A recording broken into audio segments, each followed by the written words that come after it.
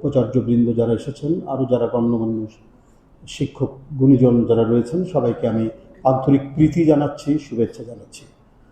জুলাই নিয়ে আজকের এই আয়োজন আমি মনে করি যে প্রাচ্যের এই একটি শ্রেষ্ঠতম বিদ্যাপীঠ, যে বিদ্যাপীঠ একদিকে শিক্ষা, নতুন চিন্তা এবং জ্ঞান বিজ্ঞানের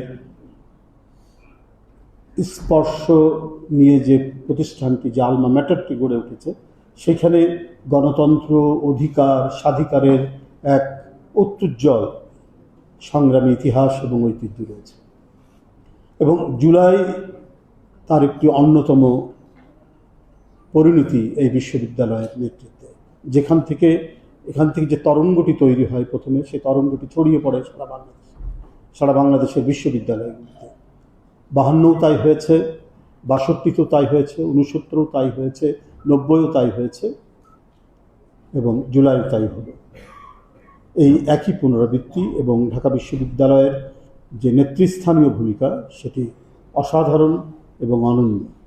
বন্ধুরা, বিশ্ববিদ্যালয়ের শিক্ষক ছাত্রদের অবদানেই অনেক সময় এই দেশের যে হিস্ট্রিক্যাল যে ডেভেলপমেন্ট আমরা দেখেছি, সংগ্রাম এবং অধিকারের সংগ্রাম, গণতন্ত্রের জন্য তাদের অবদানের কারণে অন্যান্য দেশ বা এক সময়ের যে পাকিস্তান ছিল, আপনারা জানেন যে অখণ্ড পাকিস্তান, সেখানেও কিন্তু ঢাকা বিশ্ববিদ্যালয় বা বাংলাদেশের অন্যান্য বিশ্ববিদ্যালয়রা তখন বেশি ছিল না, ঢাকা, রাজশাহী, চিটাগাং, জাহাঙ্গীরনগর আর বুয়েট, এর বাইরে বিশ্ববিদ্যালয় ছিল না, তখন তাদের অবদান সেখানেও তরঙ্গায়িত হয়েছে।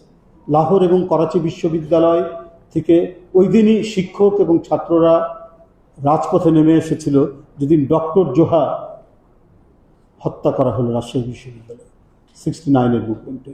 এবং সেই ধারাবাহিকতায় 69-এর আন্দোলন একটি তুঙ্গ স্পর্শী অবস্থা পৌঁছালো এবং আইবের পতন হলো। তো এই ঐতিহ্যগুলো তো আমাদের রয়েছে, জুলাইও আমরা তাই দেখেছি।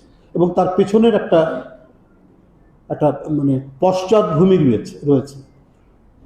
সেই পশ্চাৎভূমিতে ঢাকা বিশ্ববিদ্যালয়ের শিক্ষক ছাত্ররা যে অবদান রেখেছেন, সেই অবদান মানে ফ্যাসিবাদের প্রচণ্ড আক্রমণের মুখে।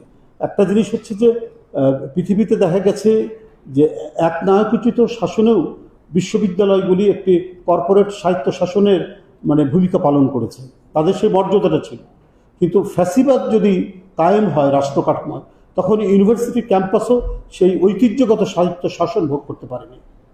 1895 সালে ছাত্রদের যে আন্দোলন ছিল মস্কো বিশ্ববিদ্যালয়ে, জারের সেই মানে প্রচণ্ড প্রতাপশালী শাসনেও মস্কো বিশ্ববিদ্যালয়ের ছাত্ররা কিন্তু আন্দোলন করার সুযোগ পেয়েছে, কারণ ওখানে মিনিমাম হলেও একটা কর্পোরেট সাহিত্য শাসনের মানে একটা পরিবেশ ছিল। এবং 50-এর দশকে ভেনিজুয়েলা বিশ্ববিদ্যালয়গুলো অনেকটা সেই ভূমিকাই পালন করেছে, যখন প্রচণ্ড জান্তা সরকার সেখানে রাজত্ব করছে। কিন্তু ফ্যাসিবাদে সেটার সুযোগ থাকে না।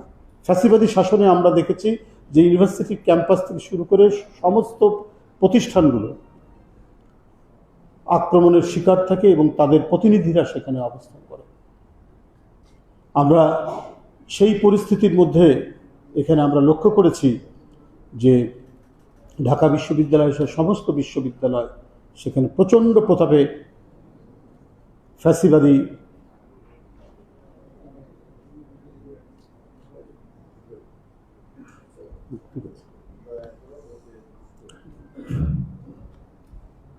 শিক্ষকদেরই এখানে হয়েছে, মানে কি বলে যে তারা ওইভাবেই চালিয়েছেন শেখ হাসিনার মত অনুযায়ী, শেখ হাসিনার পরামর্শ অনুযায়ী, শেখ হাসিনার দুঃশাসনের একটা অনুষঙ্গ হিসেবেই কাজ করেছেন। অনেকে বলেছেন যে শিক্ষিত লোকরা, বড় বড় গুণীজনরা তো বিশ্ববিদ্যালয়ে পড়ান, তারাই তো শিক্ষক, তারা শেখ হাসিনাকে সমর্থন করছেন, তাহলে নিশ্চয়ই মানে শেখ হাসিনার এমন কিছু গুণাবলী আছে বা সে এমন কিছু চাচ্ছে যেটা রাষ্ট্রের জন্য ভালো। নো, ফ্যাসিস্টদেরকে সমর্থন করেছে এরকম বিখ্যাত লোকও আছে। তাই বলে কি ফ্যাসিস্ট শাসন আপনার ইতিবাচক? ফ্যাসিস্ট শাসন কি মেনে নেওয়া যায়? এজরা পাউন্ড, বিখ্যাত কবি, ইংরেজ কবি, সে জার্মানির নাৎসি শাসনকে সমর্থন করেছে এবং দ্বিতীয় বিশ্বযুদ্ধের পরে সে অনেকখানি মানে বিচ্ছিন্ন থাকতে হয়েছে, তাকে নিগৃহীত হতে হয়েছে।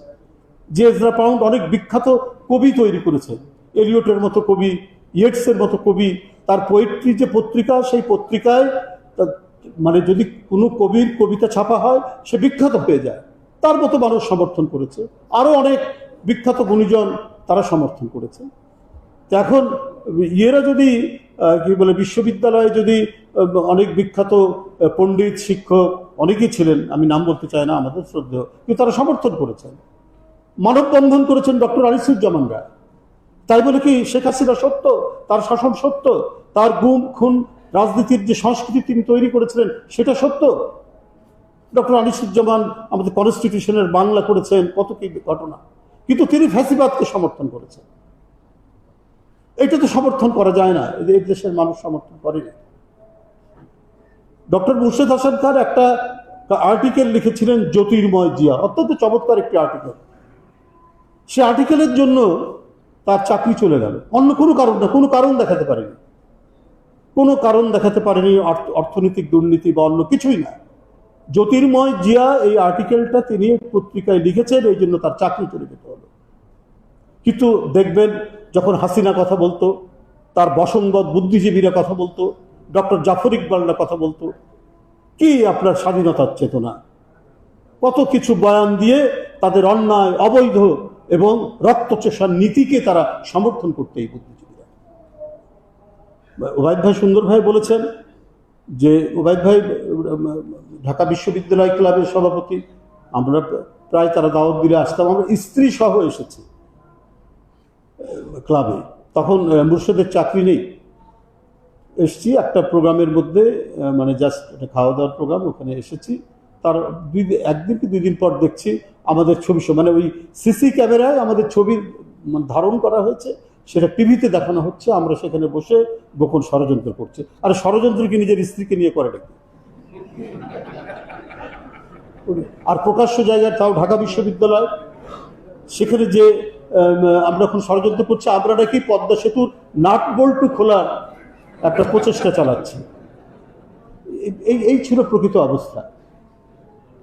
যাই হোক, তারপরেও আমি দেখেছি তাদের চাকরি নাই। ওবায়দ ভাইয়েরও তারা চাকরি ইয়ে করলো, কোনো রকম মামলা টামলা করে টিকেছিলেন, কিন্তু তার তো মানে বিশ্ববিদ্যালয় থেকে তাকে তো ইয়ে দেওয়া হয়েছে, চাকরিচ্যুত করা হয়েছে। এভাবে আরও অনেককেই করা হয়েছে, কিন্তু এরই মধ্যে তারা টিকে থেকেছেন। ইউট্যাব, সাদা দল এখানে যেটা রয়েছে, তারা প্রতিটি কর্মসূচির মানববন্ধন করেছেন। তা আমি এটাই বলতে চাই যে ওই ফ্যাসিবাদের মুখে যে কজন শিক্ষক দাঁড়িয়েছেন বিভিন্ন বিশ্ববিদ্যালয় থেকে এসে, এই যে আবার আরেক ছোট ভাই নুরুল ইসলাম, তাদেরকেও দেখেছি জাহাঙ্গীরনগর বিশ্ববিদ্যালয় থেকে আসছেন, ওপেন ইউনিভার্সিটি থেকে আসছে, বিভিন্ন জায়গা থেকে আসছে, খোঁজ নিচ্ছে। আমার এখানে আরেক ছোট ভাই ক্যানেডি বসে আছে, তাদের মানে ক্ষোভ বিক্ষোভ সব নিয়ে কখনো গোপনে কখনো প্রকাশ্যে তারা এখানে অবস্থান নিয়েছেন, মানববন্ধন করেছেন, বক্তৃতা করেছেন। জুলাই যখন শুরু হলো, 5 জুলাই থেকে মোটামুটি বুঝতে পারছি যে অবস্থা খারাপের দিকে যাচ্ছে।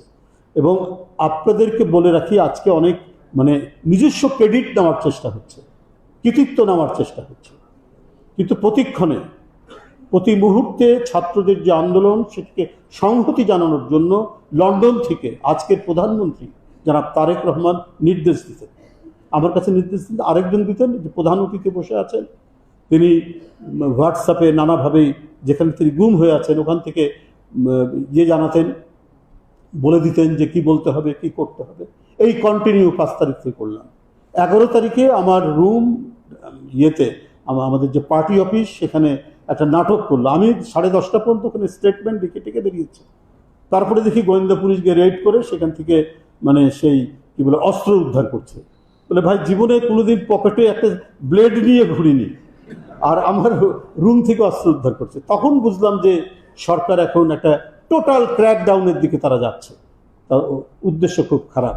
এই মুহূর্তে অফিস থেকে বেরিয়ে একটু আত্মগোপনে গিয়ে কিন্তু ইয়ে শুরু করলাম, ভার্চুয়ালি সংবাদ সম্মেলন। আমাকে যেভাবে বলা হতো এবং যে কর্মসূচিগুলো দিত ছাত্ররা অথবা শিক্ষকরা, সেটাকে আমরা পূর্ণ সমর্থন দিতাম। এটা জানাতেন আমাকে আমাদের দলের তৎকালীন ভারপ্রাপ্ত চেয়ারম্যান, আজকে প্রধান তারেক রহমান, ইন্ডিয়া থেকে জানাতেন সালাউদ্দিন সাহেব। মোটামুটি এই দুইজনই যেগুলো জানাতেন সেটা দিচ্ছে। ছাত্ররা দিচ্ছে কমপ্লিট শাটডাউন, বাংলা ব্লকেড, একটার পর March for justice, March for জাস্টিসের সামনে আমি তখন অ্যারেস্ট হয়ে গেছি, কিন্তু এটা পেয়েছি। এর মধ্যে 16ই জুলাই আবু সাইদের সেই যে মহিমান্বিত আত্মদান দেখলাম টেলিভিশনে, একটা বাসায় লুকিয়ে থেকে সেটা দেখছি যে কি মহিমান্বিত আত্মদান। যাই হোক, এর মধ্যে আপনার সকল নেটওয়ার্ক মানে যে অ্যাক্সেসগুলো ছিল বন্ধ করে দিল 18 তারিখে। এটা মারা গেল 16 তারিখে, তাকে হত্যা করা হলো আবু সাইদকে।